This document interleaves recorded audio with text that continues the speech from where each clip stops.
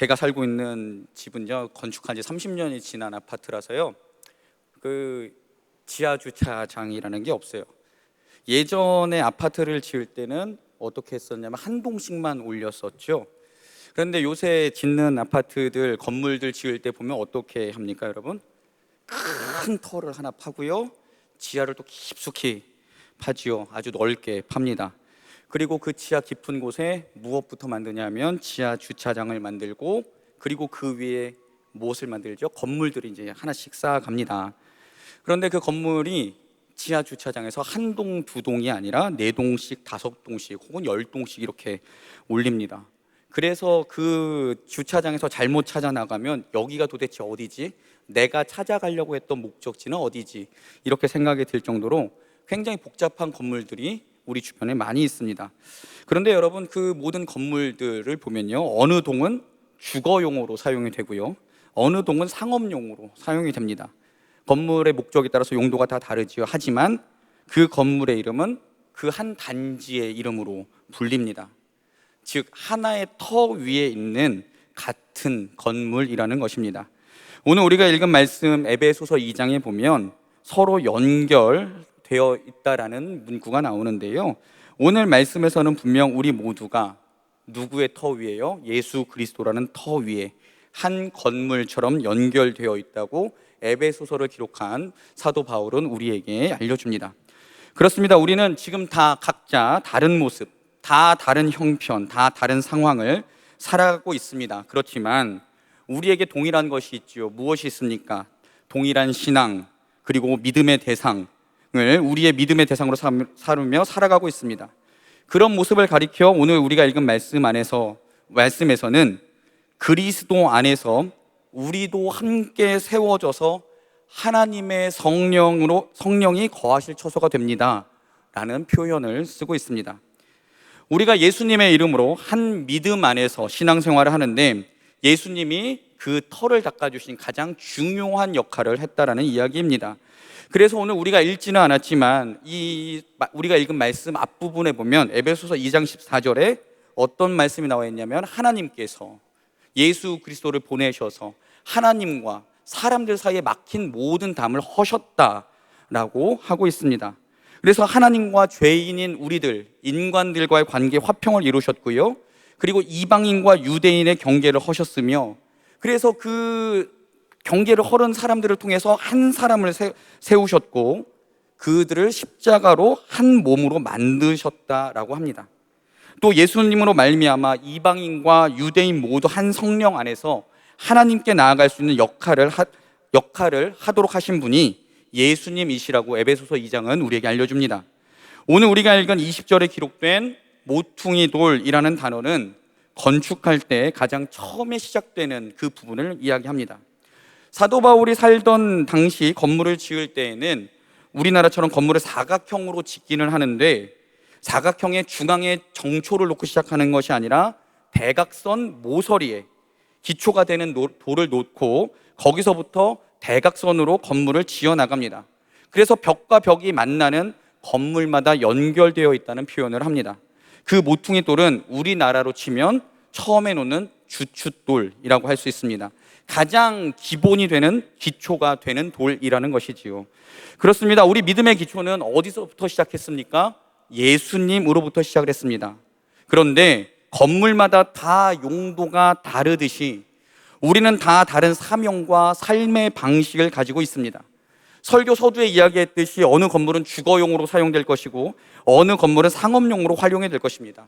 혹은 어떤 건물은 사무실이 많을 겁니다. 이와 마찬가지로 우리 안에는 예수님을 우리의 구주로 고백하고 한 교회에서 신앙생활을 하지만 우리에게 주신 하나님의 달란트, 우리에게 주신 하나님의 선물, 하나님께서 하나님이 쓰시기에 가장 좋은 그릇으로 우리를 만들어가는 방법은 다 다릅니다.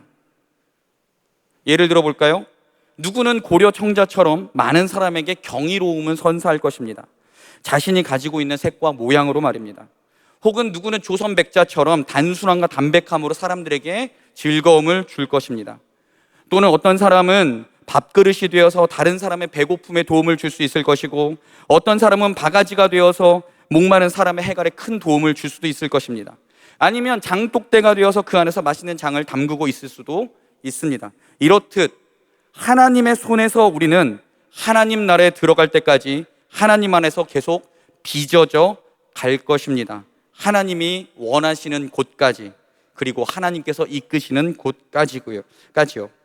우리에게 주어진 사명, 하나님께서 우리를 부르신 목적은 다 다릅니다.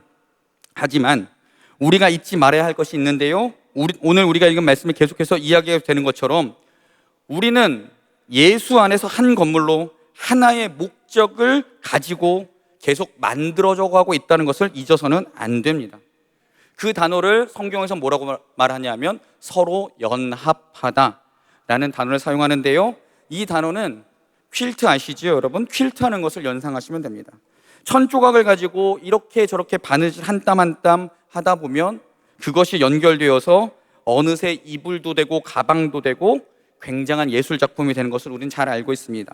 그것과 마찬가지로 우리도 예수님 안에서 예수님의 피로 한 명 한 명 다 연결되어 있으면서, 그리고 그 연결되어 있음이 무엇을 위함입니까? 하나님의 처소로 만들어져 가기 위함이라는 것을 성경은 우리에게 이야기합니다.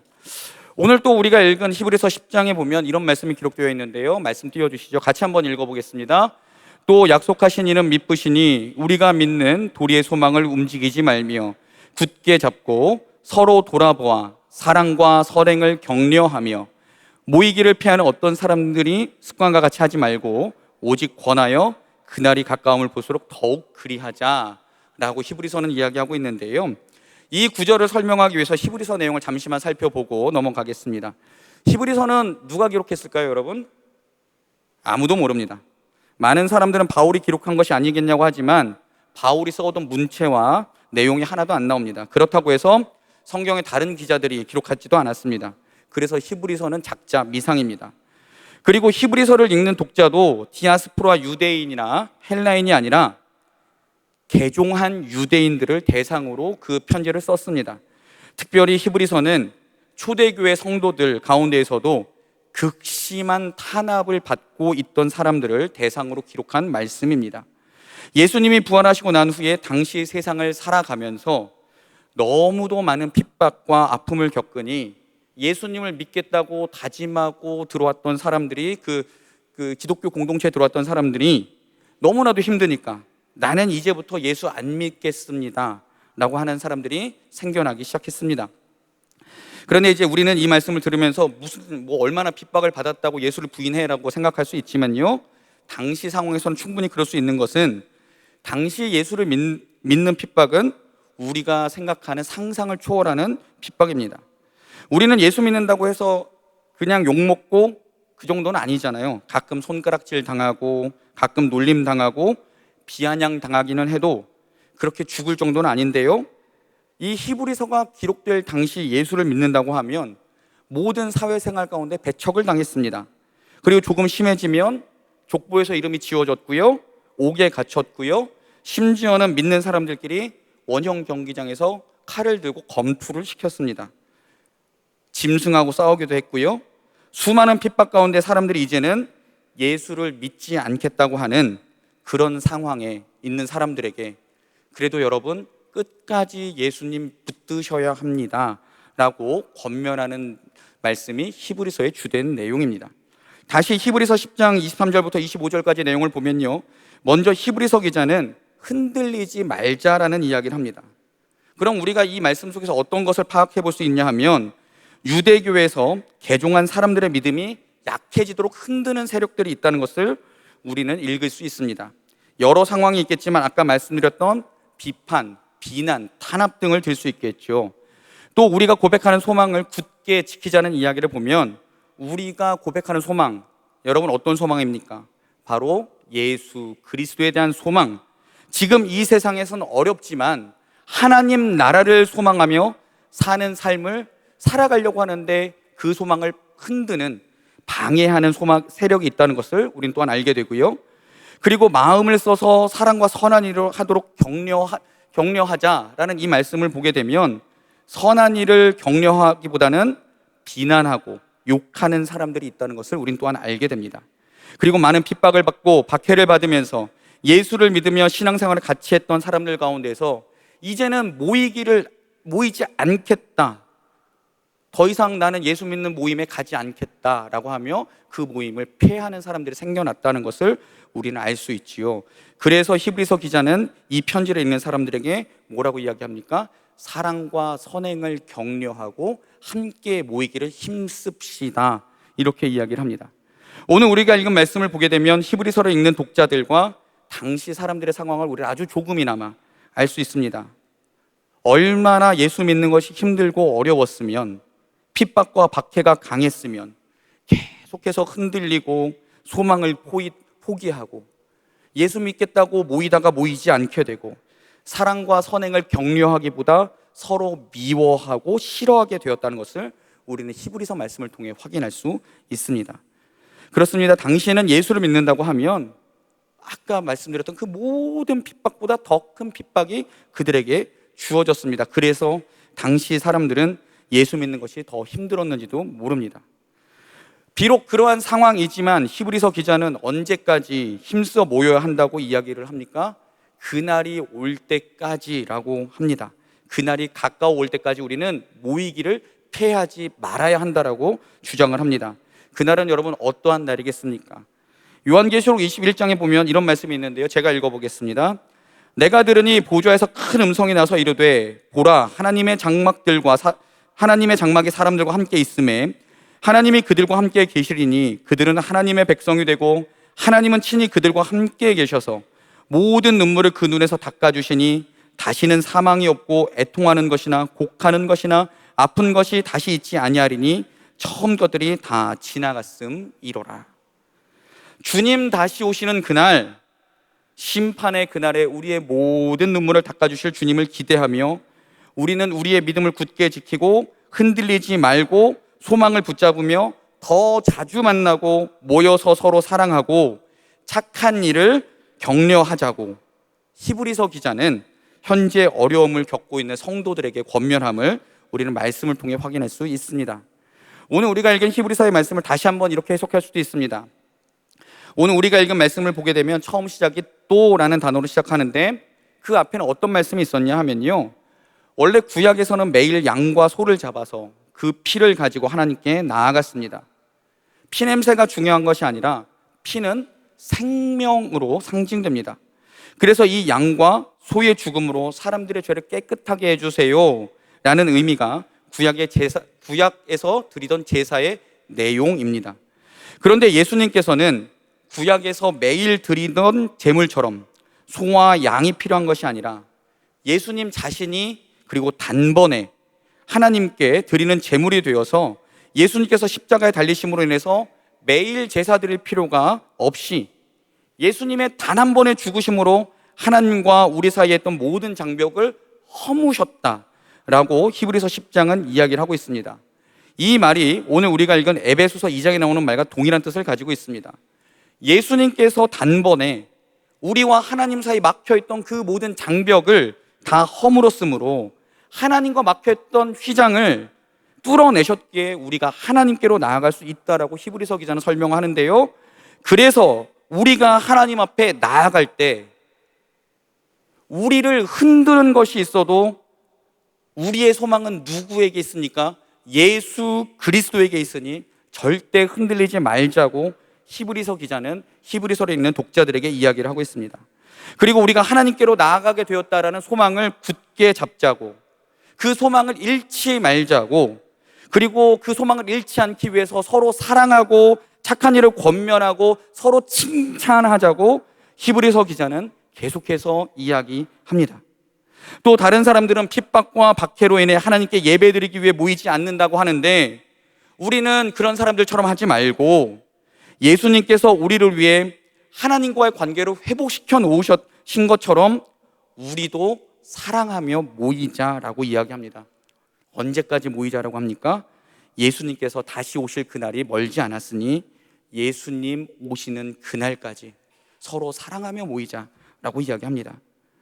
두 해석 다 같은 이야기입니다. 결국에는 어떤 이야기입니까? 우리가 하나님께로 가는 길이 막혀 있었는데 예수님의 십자가 대속으로 인해서 그 모든 휘장과 막힌 담을 열어주셨으니 우리는 그 예수님을 따라서 하나님께로 가되 가는 길에 아픔과 어려움과 우리를 흔드는 것과 두려움과 온갖 종류의 비난이 있을지라도 그런 것들로 인해 약해지지 말고 주님을 향한 소망을 굳게 잡자는 이야기를 하고 있습니다. 그런데 여기서 중요한 것은 히브리서 기자가 뭐라고 이야기합니까? 나 혼자 가는 길이 아니라고 이야기를 합니다. 그래서 24절에서는 이렇게 이야기하죠. 24절 같이 한번 읽어보시겠습니까? 같이 읽겠습니다. 시작. 서로 돌아보아 사랑과 선행을 격려하며. 아멘. 뭐라고 말씀하십니까? 서로 돌아보랍니다. 그리고 사랑과 선행을 격려하라고 합니다. 즉, 나 혼자 가는 길이 아니라 함께 가는 길이라고, 함께 손잡고 가는 길이라고 이야기하는 겁니다. 누구와 함께 갑니까? 누구와 손잡고 갑니까? 먼저는 히브리서를 읽는 그 공동체였지만 지금은 이 말씀을 누가 읽습니까? 우리가 읽습니다. 여기에 있는 우리가요. 그래서 지금 하나님께서는 히브리서를 통해서 지금 우리에게 말씀하십니다. 하나님께서는 히브리서 기자를 통해 무엇을 말씀하십니까? 하나님께로 나아갈 때 나 혼자 가면 쓰러지고 넘어지겠지만 우리가 함께 가면 서로를 돌아볼 수 있고, 넘어지면 함께 넘어져 있다가 일어나서 갈 수 있고, 힘들면 함께 쉬어가고, 사랑하는 마음으로 같이 있어주고, 그러다가 다시 격려하고 힘을 얻고 일어나서 가는 길이 믿음의 길이다. 하나님께서는 히브리서 기자를 통해서 지금 우리에게 이렇게 말씀해 주시고 있는 거지요. 그래서 우리는 사랑과 선행을 격려하며 모이기를 피할 수가 없는 것입니다. 그래서 우리는 하나님께로 나아가기 위해 지금 이 자리에 함께 모여 있는 것입니다. 그리고 그 중에 핵심이 서로를 향한 비난과 손가락질이 아니라 사랑과 선행을 격려하는 것인 줄 믿습니다. 사랑하는 여러분, 우리 옆에 계신 분들 잠깐 좀 볼까요? 좀 보십시오. 앞뒤에 계신 분들 좀 보십시오. 이 자리에 같이 모여 있긴 하지만요, 여러분, 어떻게 보면 우리는 이 자리에 함께 있는 게 되게 이상한 사람들입니다. 그렇지 않습니까? 사는 모습 다르죠? 배경 다르죠?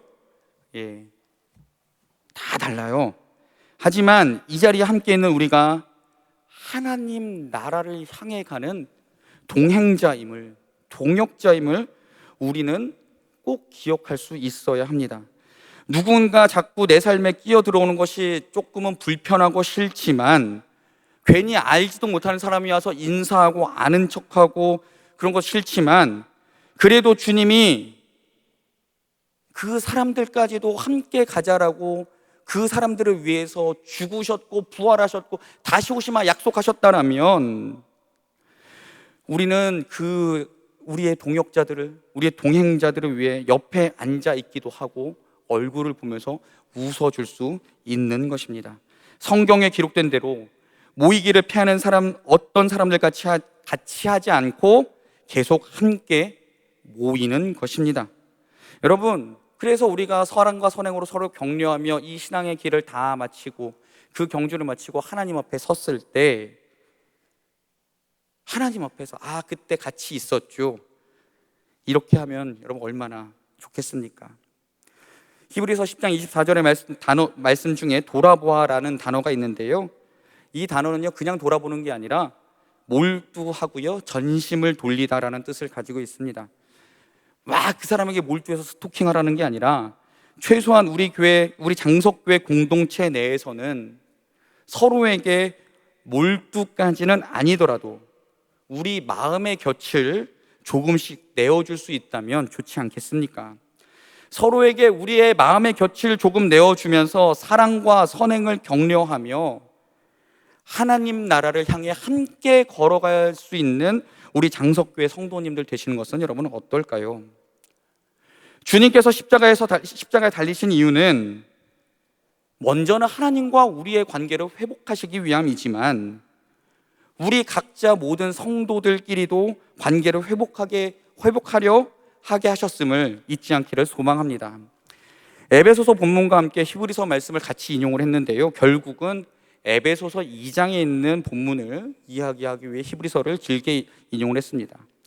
사랑하는 여러분, 우리의 외모와 성격, 사는 수준, 그리고 교회에서의 직분, 모든 것이 다 다릅니다. 하지만 예수님 안에서 우리를 예수님께서 하나로 만들기 위해 예수님은 친히 모퉁이돌이 되셨다고 20절에서는 우리에게 말씀하고 있습니다. 그리고 우리가 예수님 안에서 하나가 된다는 생각을 가지고 살아갈 때 우리가 어떻게 변화할 것이라고 오늘 에베소서 본문은 우리에게 증언합니까?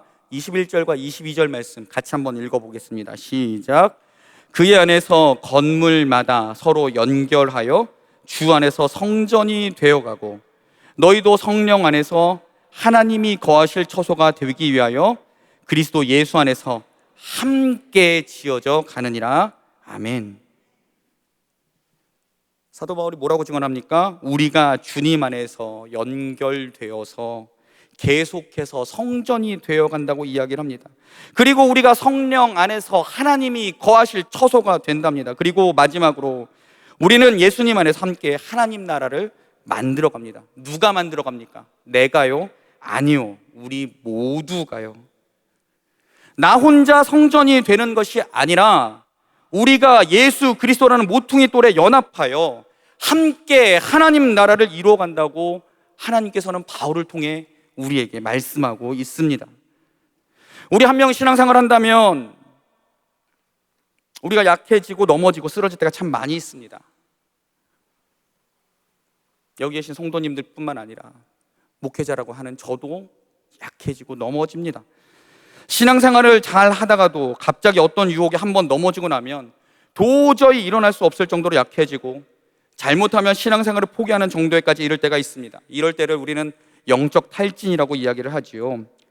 그럴 때 여러분, 나를 위해 기도해주고 내가 힘들 때 나의 이야기를 들어주고 내가 영적으로 갈급하고 육적으로 배고플 때 주님의 말씀으로 갈급함을 해갈시켜주고 혹은 밥으로 어떤 것으로 위로해 줄 수 있는 신앙의 동지가 내 옆에 있다면 여러분 얼마나 큰 힘이 되겠습니까? 나 혼자 신앙에 대한 고민을 하는 것이 아니라 함께 걸어가고 함께 고민해주고 함께 이야기를 들어줄 귀한 신앙의 동지가 내 옆에 있다면 여러분 얼마나 그 가는 길이 외롭지 않겠습니까? 혹시 그런 동지들이, 신앙의 동역자들이 지금 머리에 떠오르시는 분들이 있으십니까? 그렇다면 여러분은 행복한 사람들입니다. 혹시 그럼 생각을 한번 이렇게 바꾸어 보는 것은 어떨까요? 나에게만 그렇게 내가 힘들고 어려울 때 나에게만 그렇게 요구하는 것이 아니라 내가 그런 사람들에게 찾아가서 그들을 품어주고 안아줄 수 있는 귀한 신앙의 동역자가 되는 것은 어떠하겠습니까? 그래서 내가 속한 모든 공동체 내에서 주님의 성령이 거하시는 아름다운 공동체를 만들어 가보는 것은 여러분 어떨까요?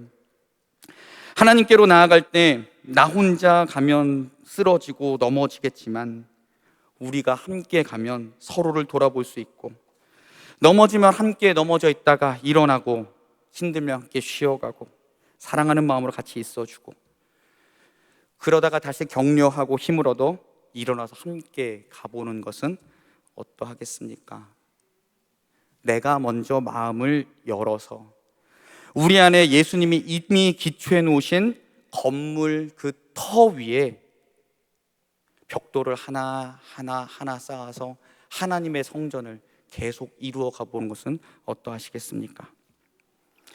사랑하는 여러분, 주님께서는 우리를 한 교회 공동체에서 만나게 하셨고 함께 신앙생활을 하며 함께 기도하며 함께 찬양하는 주님의 성령이 거하시는 성전으로 지어가려고 우리를 부르셨습니다. 우리는 지금도 아름다운 공동체를 이루기 위해 열심히 노력하고 있지만 우리가 조금만 더 우리의 개성과 생각과 주장을 내려놓은 후에 예수 그리스도라는 그 터 위에, 기초 위에 우리의 아름다운 성전을 함께 쌓아가 보는 것은 어떠하겠습니까? 또 예수 그리스도라는 터 위에서 우리가 서로 연결되어 아름다운 건물을 지어가 보는 것은 어떨까요? 건물을 짓는 속도가 조금 느린 분들이 있다면 도와주고 기다려주고, 건물을 짓는 속도가 빠른 분들이 있다면 그들을 시기하고 질투하는 것이 아니라 칭찬해주며, 우리 안에 예수님의 모습으로 예수님의 아름다운 공동체를, 성령이 거하실 성전을 하나하나 하나님 나라에 이를 때까지 지어갈 수 있는 장석교회 공동체 되기를 주님의 이름으로 축원합니다. 사랑하는 장석의 성도 여러분, 우리는 다 다릅니다. 그러나 오늘 우리가 읽고 확인한 하나님의 말씀처럼 우리가 주님의 말씀으로, 기도로, 찬양으로 우리는 서로 연결되어 있고 우리는 아름다운 건물을 지어가는 존재들입니다. 우리는 예수님의 터 위에서 서로 연결하여 아름답게 지어가는 건물입니다. 비록 우리의 상황이 다 다르지만, 다 다르기에 건물엔 다 다른 용도로 사용되는 자재들이 있지요.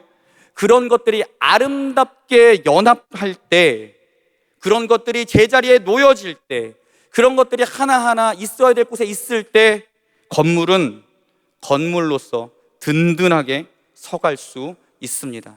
우리의 신앙도 마찬가지입니다. 오늘 이 말씀을 들으신 사랑하는 성도 여러분, 주님 안에서 주님이 오실 때까지 우리 서로 사랑과 선행을 격려하는 여러분 되시기를 부탁을 드립니다. 그래서 주님의 건물로 함께 아름답게 지어져 가서 주님이 거하실 그 성령의 처소를 지으며 하나님 나라에 이를 때까지 아름다운 건물을 서로 연합하여 지어갈 수 있는 장석교회의 모든 성도님들 되시기를 주님의 이름으로 축원합니다. 기도하겠습니다.